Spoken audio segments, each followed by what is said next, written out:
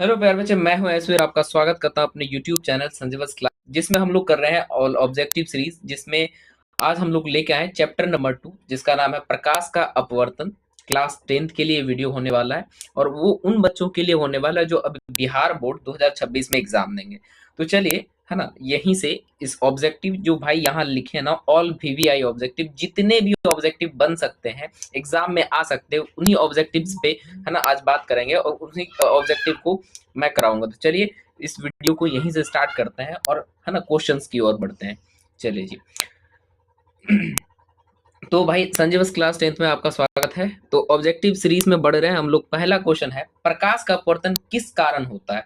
भाई अगर आपसे कोई पूछे, है ना, क्वेश्चन है प्रकाश का अपवर्तन किस कारण से होता है, तो बताना प्रकाश का अपवर्तन जो है वो किस कारण से होता है ना, बताइए जी। प्रकाश का अपवर्तन जो है वो किस कारण से होता है। ठीक है जी। ऑप्शन ए प्रकाश के रंग के कारण, ऑप्शन बी प्रकाश के चाल बदलने के कारण, ऑप्शन सी प्रकाश की तीव्रता के कारण, ठीक है, ऑप्शन डी प्रकाश के परिवर्तन के कारण। तो इसका सही आंसर क्या होगा? कहते हैं प्रकाश के अपवर्तन किस कारण होता है। जैसे आपने कोई यहाँ पे एक मैटर रखा है, ठीक है जी, एक मैटर है, एक वस्तु या धातु है। तो अब मान लो यहाँ पे कोई, है ना, क्या बढ़ता है, कोई एक वस्तु यहाँ पे गिरता है। तो अपवर्तन का मतलब क्या होता है कि ये अपनी ओर झुका लेता है, कोई भी चीज को अपनी ओर खींचता है। यानी ये जो है कि ये अगर मान लो कि विरल माध्यम है और ये सघन माध्यम है, तो जब, है ना, माध्यम बदलता है, यानी जब चाल बदलता है, तो ही प्रकाश का क्या होता है, अपवर्तन होता है। तो इसमें सबसे अच्छा उपयुक्त आंसर क्या हो जाएगा? ऑप्शन नंबर बी, है ना, ऑप्शन नंबर बी इसका सही आंसर हो जाएगा, जो क्या है, प्रकाश की चाल बदलने के कारण, है ना, प्रकाश की चाल बदलने के कारण इसका सही आंसर हो जाएगा। चलिए जी, नेक्स्ट क्वेश्चन बढ़ते हैं। क्वेश्चन नंबर 2 कहते हैं प्रकाश का अपवर्तन किस माध्यम में नहीं होता है। जो प्रकाश का अपवर्तन है वो किस माध्यम में नहीं होता है। ऑप्शन ए है वायु, ऑप्शन ए है आपके पास वायु, प्रकाश, है ना, ऑप्शन ए है वायु, ऑप्शन बी जल, ऑप्शन सी कांच, और ऑप्शन डी निर्वात। तो यहाँ निर्वात लिखा गया, लेकिन यहाँ पे निर्वात है जी, है ना, निर्वात है। ठीक है, यहाँ पे निर्वात है।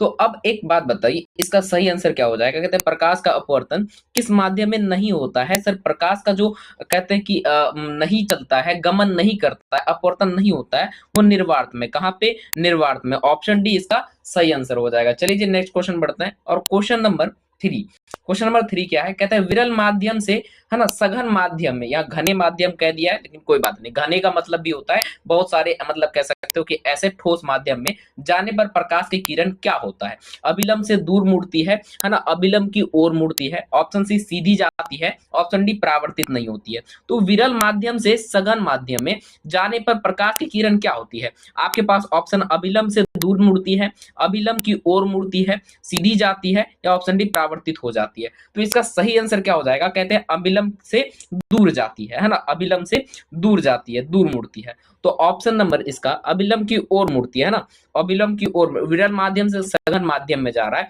आपके पास एक मैटर है, कह रहे कि माध्यम यहाँ बदल रहा है, अभिलंब कहते घने माध्यम में जा रहा है। तो अभिलंब, मान लो कि ये हमारे पास एक अभिलंब है, तो ये प्रकाश की किरण इधर झुकती है, यानी कि आपको इधर झुकाती है, तो यानी कि वो क्या हो रहा है, अभिलंब की ओर मुड़ती है। तो ऑप्शन बी इसका सही आंसर हो जाएगा, ऑप्शन नंबर बी। चलिए नेक्स्ट क्वेश्चन बढ़ते हैं। क्वेश्चन नंबर 4 है क्या?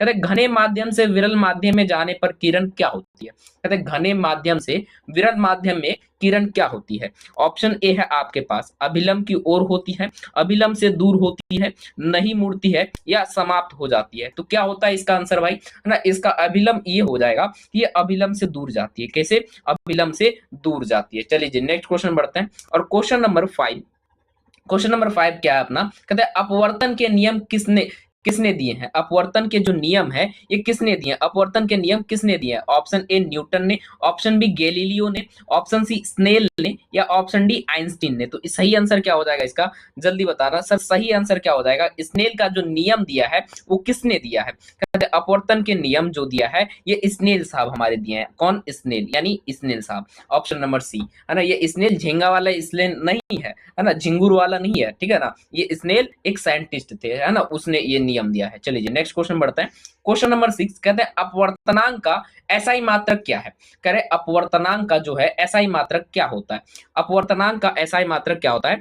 ऑप्शन ए मीटर होता है, ऑप्शन बी सेकेंड होता है, ऑप्शन सी कोई मात्रक नहीं होता है, या ऑप्शन डी मीटर सेकेंड होता है। तो इसका सही आंसर क्या होगा। कहते हैं अपवर्तनांक का जो है ना एसआई मात्रक सर नहीं होता है ना, अपवर्तनांक का एसआई मात्रक नहीं होता है। तो यानी ऑप्शन नंबर सी इसका करेक्ट आंसर हो जाएगा, कोई मात्रक नहीं होता है, कोई मात्रक नहीं होता। ऑप्शन नंबर सी इसका करेक्ट आंसर हो जाएगा। चलिए नेक्स्ट क्वेश्चन बढ़ते हैं। और क्वेश्चन नंबर 7 क्या है। कहते हैं निर्वात की अपवर्तनांक कितना होता है। जब निर्वात में होता है कोई भी वस्तु तो उसका अपवर्तनांक क्या होता है।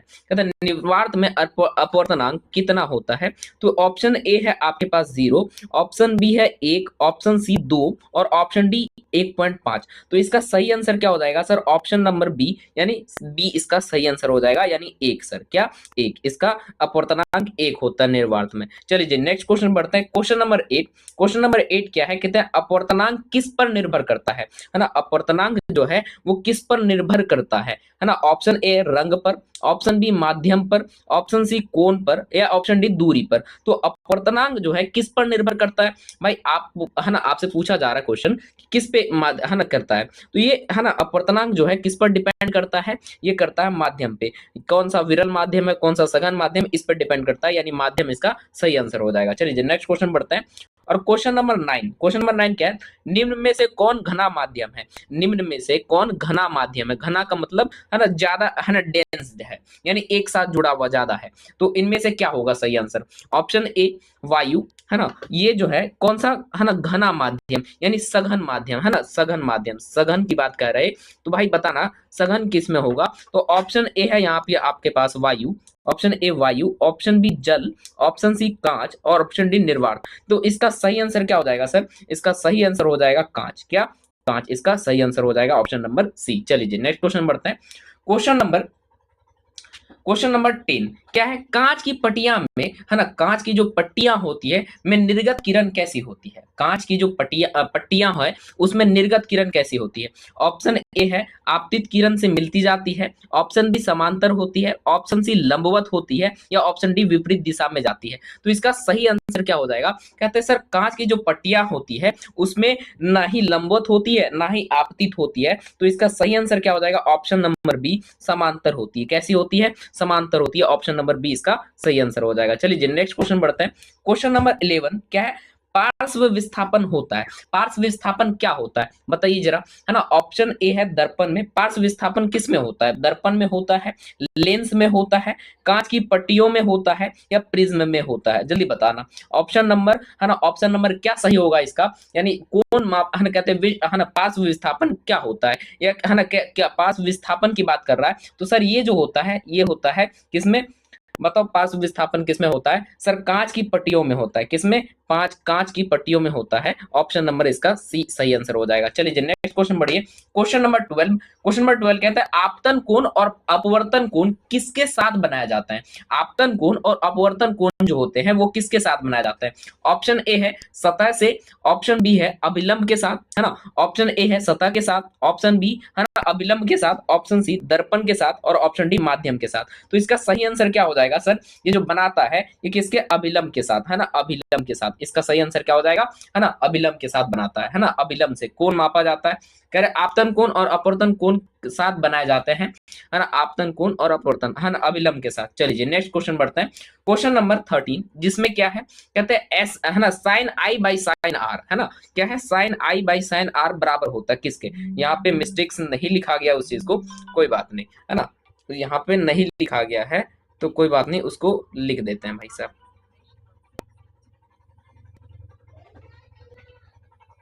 है ना साइन आई बटा, है ना ये क्वेश्चन यहाँ पे साइन आई बटा, है ना टाइपिंग मिस्टेक है, साइन आई बटा साइन आर क्या बराबर होता है, किसके बराबर होता है। ऑप्शन ए चाल के बराबर होता है, ऑप्शन बी वेग के बराबर होता है, ऑप्शन सी अपवर्तनांक के बराबर होता है, और ऑप्शन डी दूरी के बराबर होता है। सर ये जो फॉर्मूला है ना ये अपवर्तनांक का फॉर्मूला है, यानी ऑप्शन नंबर इसका सी हो जाएगा, करेक्ट आंसर हो जाएगा। साइन आई बटा साइन आर जो है वो अपवर्तनांक के बराबर होता है। चलिए नेक्स्ट क्वेश्चन बढ़ते हैं।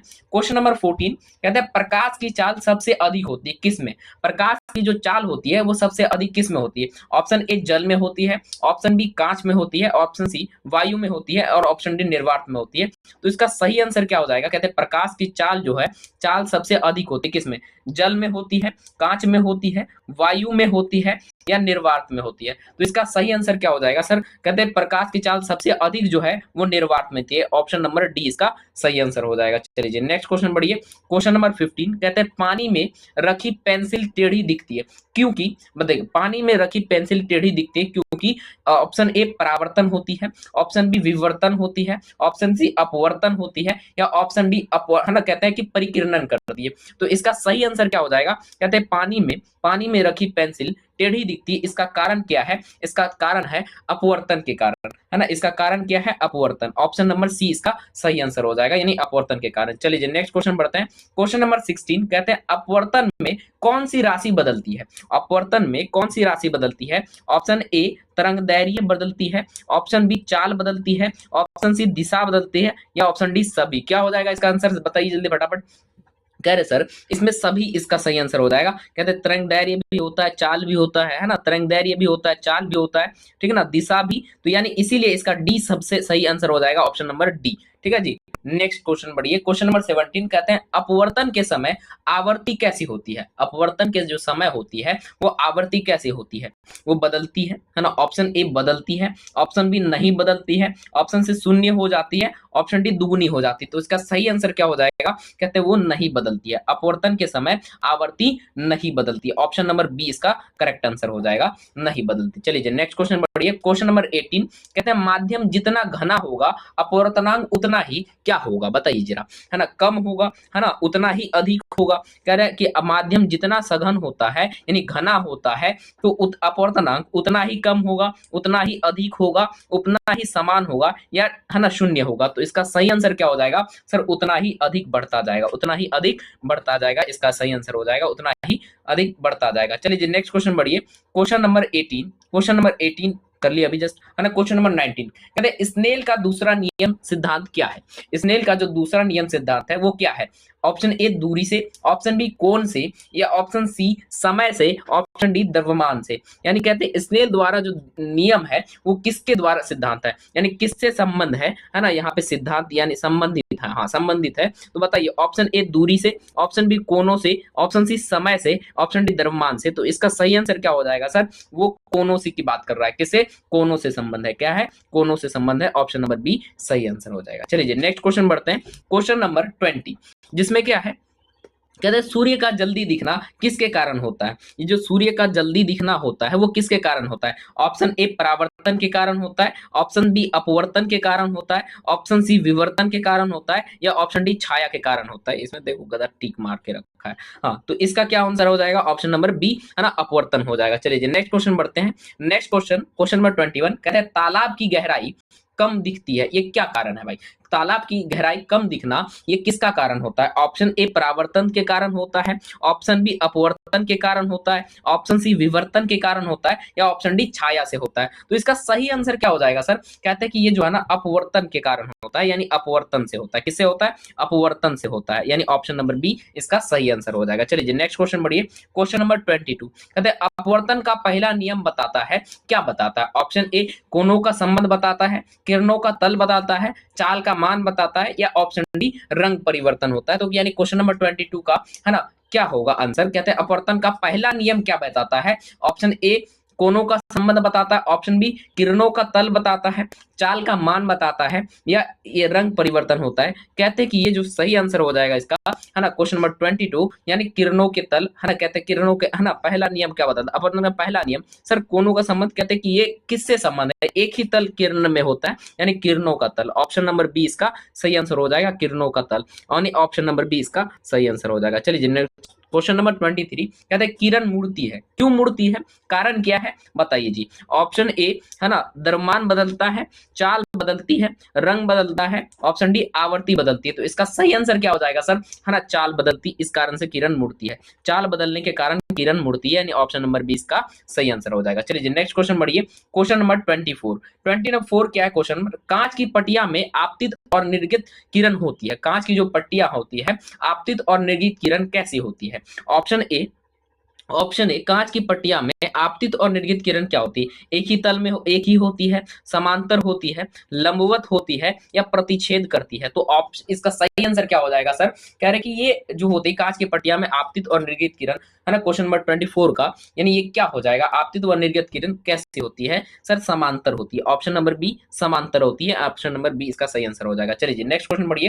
क्वेश्चन नंबर 25 जिसमें है अपवर्तनांक का मान हमेशा क्या होता है, अपवर्तनांक जो होता है वो कितना होता है, बताइए जरा। सर अपवर्तनांक का मान जो है ऑप्शन ए 1 से कम होता है, ऑप्शन बी 1 से अधिक होता है, ऑप्शन सी 0 होता है, ऑप्शन डी ऋणात्मक होता है। तो इसका सही आंसर क्या हो जाएगा सर, कहते हैं ये 1 से अधिक होता है, कहता 1 से अधिक होता है, 1 से क्या होता है सर 1 से अधिक होता है, यानी इसका आंसर क्या हो जाएगा 1 से अधिक होता है, हमेशा 1 से अपवर्तनांक का मान अधिक होता है, यानी ऑप्शन बी इसका सही आंसर हो जाएगा। चलिए नेक्स्ट क्वेश्चन बढ़िए, क्वेश्चन नंबर 26 कहते हैं निम्न में से कौन अपवर्तन का उदाहरण है, यानी अपवर्तन का उदाहरण इनमें से कौन है। ऑप्शन ए दर्पण में प्रतिबिंब, ऑप्शन बी इंद्रधनुष, ऑप्शन सी पानी में सिक्का का ऊपर दिखना, यानी कहते हैं कौन अपवर्तन का उदाहरण है भाई, दर्पण में प्रतिबिंब होना, इंद्रधनुष का दिखना, पानी में सिक्का ऊपर दिखना, ऑप्शन डी छाया बनना। तो इसका सही आंसर क्या हो जाएगा सर, इसका सही आंसर आ जाएगा, यानी कहते हैं सबसे उपयुक्त पानी में सिक्का का ऊपर दिखना, इसका आंसर हो जाएगा पानी में सिक्का का ऊपर दिखना। चलिए नेक्स्ट क्वेश्चन बढ़िए, क्वेश्चन नंबर 27 कहते हैं प्रकाश किस प्रकार की तरंग है, प्रकाश जो तरंग है वो किस प्रकार की तरंग है, यानी ऑप्शन ए यांत्रिक तरंग है, ऑप्शन ए यांत्रिक तरंग है, ऑप्शन बी ध्वनि तरंग है, ऑप्शन सी विद्युत चुंबकीय है, या ऑप्शन डी जल तरंग है। तो इसका सही आंसर क्या होगा सर, इसका सही आंसर होगा विद्युत चुंबकीय तरंग है, प्रकाश की किस प्रकार की तरंग है ना विद्युत चुंबकीय तरंग है। चलिए नेक्स्ट क्वेश्चन बढ़ते हैं, क्वेश्चन नंबर 28 इसमें क्या है, कहते हैं माध्यम बदलने पर कौन नहीं बदलता है। ऑप्शन ए चाल नहीं बदलता है ना, ऑप्शन ए चाल नहीं बदलता है, ऑप्शन बी तरंगदैर्घ्य नहीं बदलता है, ऑप्शन सी आवर्ती बदलती है, और ऑप्शन डी दिशा बदलती है। तो इसका सही आंसर क्या हो जाएगा, यानी क्वेश्चन नंबर 28 का सही आंसर क्या हो जाएगा सर आपके पास, है ना कहते हैं कि है ना आवर्ती यानी बदलने से कौन नहीं बदलती है, तो आवर्ती नहीं बदलती है ना, ऑप्शन नंबर सी इसका सही आंसर हो जाएगा। चलिए नेक्स्ट क्वेश्चन बढ़िए, क्वेश्चन नंबर 29 कहते हैं अपवर्तन का प्रयोग किस यंत्र में होता है, जो अपवर्तन का प्रयोग होता है वो किस यंत्र में होता है। ऑप्शन ए थर्मोमीटर में, है ना ऑप्शन ए थर्मोमीटर में होता है, ऑप्शन बी है ना थर्मोमीटर में होता है, ऑप्शन बी माइक्रोस्कोप में होता है, ऑप्शन सी बैरोमीटर में होता है, ऑप्शन सी स्क्रू गेज में होता है। बताना जी इसका सही आंसर क्या हो जाएगा, कहते हैं अपवर्तन का जो प्रयोग होता है वो माइक्रोस्कोप में होता है, यानी ऑप्शन नंबर 20 का सही आंसर हो जाएगा। चलिए नेक्स्ट क्वेश्चन बढ़िए, क्वेश्चन नंबर 30 जिसमें क्या कहता है अपवर्तन कौन सदैव मापता है ना मापा जाता है ना अपवर्तन कौन सदैव मापा जाता है, कैसे, सतह से, अभिलंब से, किरण से, माध्यम से। तो अपवर्तन कोण जो मापा जाता है भाई वो किससे मापा जाता है, अपवर्तन कोण सदैव मापा जाता है अभिलंब से, ऑप्शन नंबर 20 का सही आंसर हो जाएगा। चलिए नेक्स्ट क्वेश्चन बढ़िए, क्वेश्चन नंबर 31 क्या है, वायु से जल में जाने पर प्रकाश होता है कैसा, तेज हो जाता है, धीमा हो जाता है, रुक जाता है, गायब हो जाता है। इसका सही आंसर क्या हो जाएगा सर, कहते हैं कि ये जो होता है ना धीमी हो जाती है, वायु से जल में जाने पर, यानी कहते हैं कि सर विरल से है ना सघन में जाने पर प्रकाश तेज हो जाता है, धीमा हो जाता है, रुक जाता है, या गायब हो जाता है। इसका सही आंसर क्या हो जाएगा सर, धीमा हो जाता है, क्या हो जाता है धीमा हो जाता है, ऑप्शन नंबर बी इसका सही आंसर हो जाएगा। चलिए नेक्स्ट क्वेश्चन बढ़िए, क्वेश्चन नंबर 32 कहते हैं अपवर्तन का अध्ययन किस माध्यम में होता है, यानी किस अध्याय में होता है, अपवर्तन का अध्ययन जो हम लोग करते हैं किस अध्याय में किया जाता है, बताना जी है ना किस अध्याय में किया जाता है।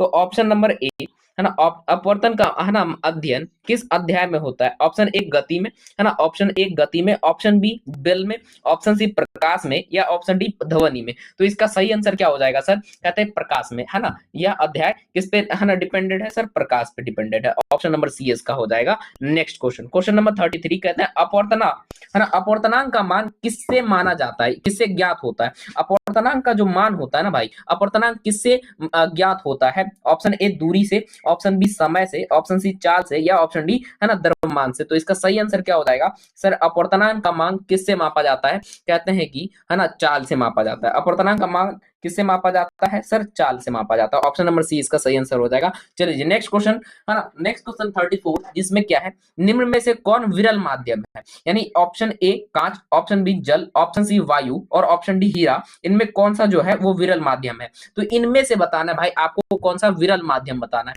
तो इसमें क्या हो जाएगा, वायु आपका सही आंसर हो जाएगा, यानी ये विरल माध्यम है, वायु आपका सही आंसर हो जाएगा। ये है ना क्या है, विरल माध्यम है। कांच जो है सर वो सघन माध्यम होता है, ये सघन है ना, ये सघन है, ये भी सघन है और ये भी सघन है, इसीलिए ऑप्शन नंबर सी आपका सही आंसर हो जाएगा। चलिए नेक्स्ट क्वेश्चन बढ़ते हैं, क्वेश्चन नंबर 35 पे। क्वेश्चन नंबर 35 क्या था, अपवर्तन में प्रकाश की क्या बदलती है? ऑप्शन ए दिशा बदलती है, ऑप्शन बी चाल बदलती है, ऑप्शन सी तरंगदैर्घ्य बदलती है, या ऑप्शन डी सभी बदलती है। तो इनमें सर है ना इसका आंसर क्या हो जाएगा? कहते हैं अपवर्तन में प्रकाश की सर है ना, अपवर्तन में प्रकाश की दिशा भी बदलती है ना, चाल भी बदलती है, तरंगदैर्घ्य बदलती है, इसीलिए इसका आंसर क्या हो जाएगा? ऑप्शन नंबर डी सभी, है ना, ऑप्शन नंबर बी सभी हो जाएगा। चलिए क्वेश्चन नंबर 36 कहते हैं कांच का अपवर्तनांक लगभग कितना होता है?